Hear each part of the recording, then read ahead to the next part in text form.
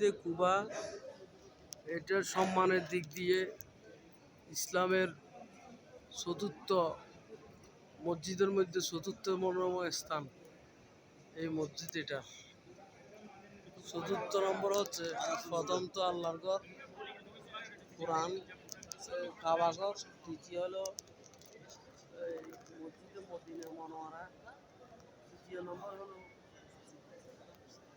মসজিদে আল আকসা, চতুর্থ নম্বরে সেই মসজিদ, এটার নাম হলো মসজিদে কুবা। এখানে আমরা আসছি, একটা সালাম দেন সবাই। প্রথম মসজিদ আমাদের রাসূল সাল্লাল্লাহু আলাইহি ওয়াসাল্লাম এই মসজিদটা প্রথম আমাদের জন্য বানাইছেন। আল্লাহ আমাদের এই মসজিদের উসিলায় দুরাকাত নফল নামাজের উসিলায় আমাদের জান্নাতের উসিলা বানাই দেন। আমিন। আসসালামু আলাইকুম।